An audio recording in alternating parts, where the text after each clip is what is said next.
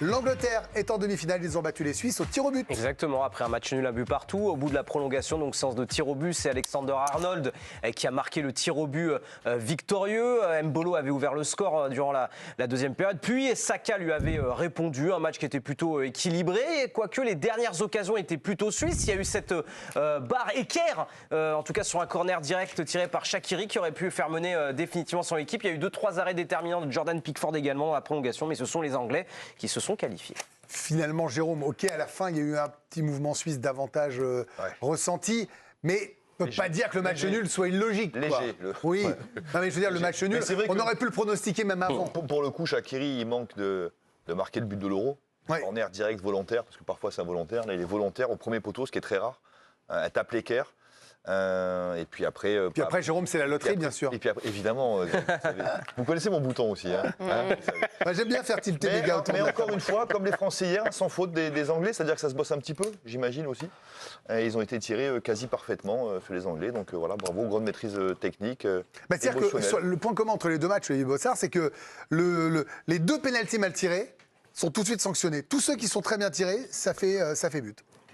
Oui, clairement. Mais là, on voit que ça a été travaillé du côté des Anglais. Parce que franchement, à l'image du dernier que met Alexander Arnold, il est parfait. C'est le même que Théo Hernandez. C'est le même que Théo Hernandez. Exactement. Peut-être qu'ils se sont inspirés de nous, d'ailleurs. Mais au final, les Anglais passent. C'est pas franchement mérité. Southgate avait tenté un changement de système avec 3 défenseurs derrière.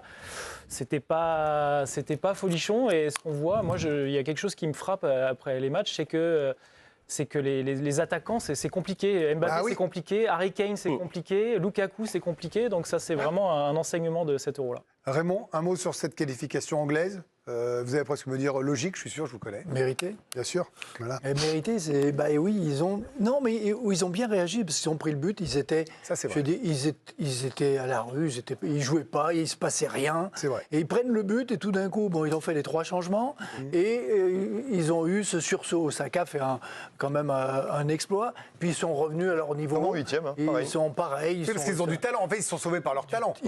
Le talent du joueur. Sur le coup, c'est le talent d'un joueur qui fait exception, parce qu'en fin de match, ils peuvent perdre le match. Oui, mais c'est souvent ce qu'on a reproché à l'équipe de France à la Coupe du Monde dernière sur Mbappé. Oui, là, Saka, il fait la même. Comme Bellingham, il fait la même en 8e.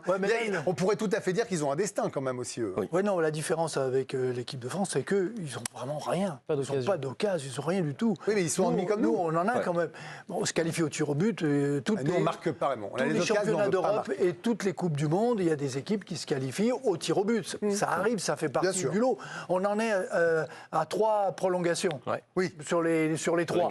Et on a celle de ce soir. C'est possible. Qui risque d'être pareil. Johan, un dernier mot sur ce match ce soir. Vous étiez plutôt côté suisse parce que vous aimez le côté admirable, vous avez dit, de la Suisse. Non, parce que franchement, ils ont fait un superbe Euro. Ils ont quand même malmené l'Allemagne. Ils se sont fait rejoindre dans les arrêts de jeu. Ils ont été incroyables contre l'Italie. Et là encore, comme il y a 3 ans, en 3 ans, ils avaient été éliminés contre l'Espagne au tir au but déjà en quart de finale, les Suisses. Moi, j'adore, franchement, cette génération, ces joueurs. Quand tu vois, à un moment, il y a Xhaka qui fait un superbe, un arrêt quasiment devant son gardien. Il fait un super sauvetage. J'adore cette équipe. On a encore vu Mbolo, on a encore vu Vargas, on a encore vu Ndoye. Moi, j'adore ces joueurs-là et je suis très, très déçu pour la Suisse. Et encore une fois, moi, j'adore. C'est un petit peu l'Euro des anti-héros. Parce que franchement, Bellingham, aujourd'hui, on ne l'a pas vu.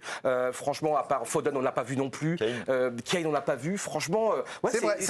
Je vais reprendre notre expression. Ouais. C'est un peu l'Euro des anti-héros. Oui.